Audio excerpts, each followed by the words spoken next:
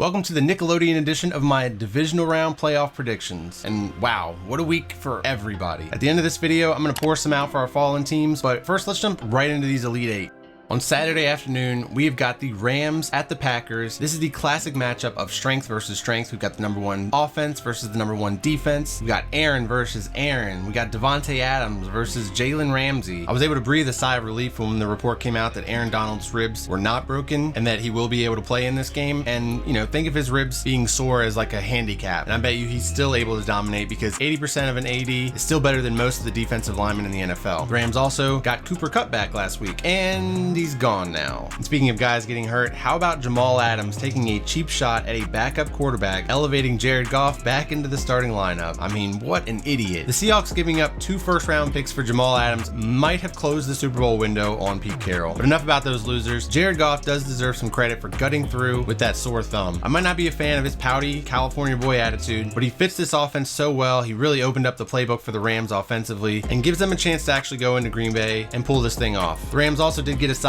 from the scheduling of this matchup. It's a late afternoon game instead of a night game, which could be the difference between playing at 34 degrees compared to playing at 20 degrees on a Sunday night. There's snow in the forecast in the 2 days leading up to this game, so the field should still be a literal frozen tundra. But with the defense and the running game that the Rams are packing, it's hard to think that the conditions would be a Packers advantage still, considering those aren't the strengths of the Packers. But after seeing Aaron Rodgers and Davante Adams in the snow defying physics against the Titans, you gotta assume these guys are gonna be able to keep it rolling. Jalen Ramsey could slow Adams down, but I'm sure the NFL MVP will spread the ball around, and MVS, he might even catch it this time. Plus, you think the NFL put their golden goose in the earliest Saturday time slot just for him to be one and done in the playoffs? Nah, there's no safer bet than the NFC Championship game being played at Lambeau Field next week. However, if the Rams pull this off, it's going to be because of the defense, and the NFL coaching hires have been moving kind of slow this year, and maybe that's just because of COVID and doing things over Zoom calls, but maybe teams are waiting to see how Rams defensive coordinator Brandon Staley does in the playoffs before settling on another candidate. Remember, it wasn't that long ago that Sean McVay just needed to make eye contact with you and you became an NFL head coaching candidate. Good luck to the Rams in this one, but I think overall the Packers win this 27-20.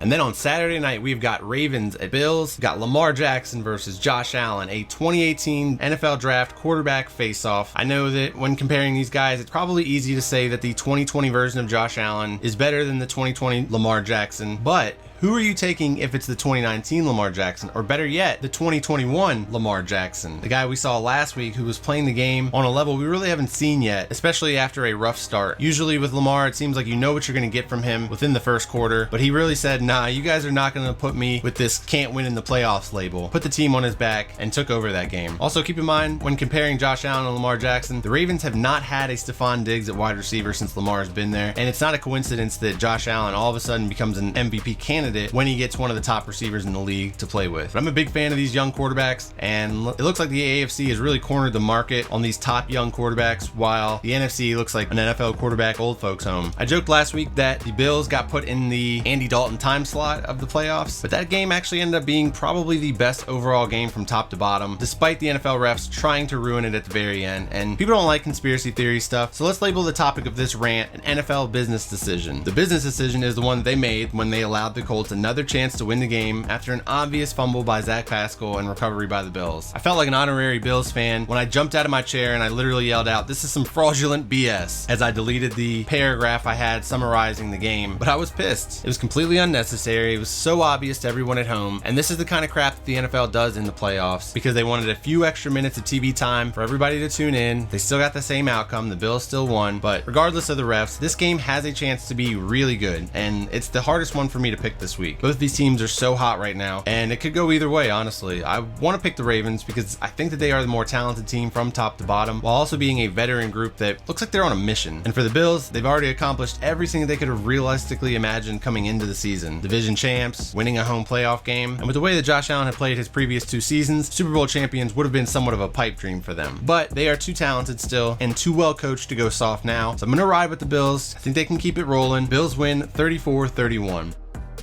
And on Sunday afternoon, we have got Browns at Chiefs, Mayfield versus Mahomes, Kareem Hunt versus KC. This one does have a lot of star power in it and could be another really good one. And as if Kevin Stefanski wasn't already the leader for the NFL Coach of the Year before the playoffs, I think his ability to get the team organized to function in his absence the way that they did makes Stefanski a lock for the NFL honor. Not only did they function in his absence, they brought an entirely new game plan in for a team that they had just played the previous week, knowing better than to recycle some of the same concepts. I couldn't believe that after picking them to be the upset of the week last week, it was about 5 hours later that it was announced that Kevin Stefanski was dealing with COVID and wouldn't be at the game, and I'm glad that I didn't try and retract my pick because obviously it worked out. But the Browns did win their Super Bowl last week, and that was an emotionally draining experience for everyone watching, neutral parties included. They're going to need to find that energy once again though if they plan on taking down Goliath. The only thing that I need to remain confident that the Chiefs will get it done this week is Andy Reid's track record coming off of a bye week, and in this situation he's got double film of the Browns, throwing everything that they've got at the Steelers in back-to-back weeks. I can talk Kevin Stefanski up as much as I'd like to, but even this is going to be a tough task for the Browns. I hope this one is a high-scoring and exciting game, but I feel like it also has the most room for disappointment also. Let's root for a Chiefs win, 41-35. And then Sunday night, or Sunday late afternoon for some of you, we've got Bucks versus Saints, round 3, the Hall of Fame quarterback face-off. And this is a matchup that I didn't have in my first playoff prediction video because I didn't have the Rams advancing, and this one's a game changer for me. After calling the Browns game to almost a T, I'm gonna try and predict the final game once again. This time, I don't think the underdogs will come in and dominate from the beginning. I think the Saints come in with a well-crafted game plan for a team that they're very familiar with and have had a ton of success against. I don't know if it's a mental thing or what though, but I remember from playing sports personally, it's really hard to beat a team 3 times in a row, especially within the same season. Marshawn Lattimore has been known as a Mike Evans eraser so far in their careers. I think that's going to be the biggest hurdle for the Buccaneers to overcome in this game for them to have a chance to win. So look for Bruce Arians to get something schemed up to overcome that hurdle. And I had the Saints representing the NFC in the Super Bowl in my predictions last week, but the journey has shifted and the Bucs, they get to delay their trip to Lambeau for another week. When it comes down to it, I'm taking playoff Tom Brady and the Bucs high scoring offense over this diet Drew Brees version of himself, despite the Saints having one of the best defenses left in the playoffs. Buccaneers win 28-27. That's going to do it for my divisional round playoffs. I can't believe we are down to 4 games in one weekend after it seemed like a marathon of games last weekend. If your team is alive, good luck to them. I hope everybody stays healthy, enjoys these games. Please hit that like button if you enjoyed this. Subscribe if you're new to the channel. I've got my NFL honors and new mock draft videos coming out, so I will see you all in the next video.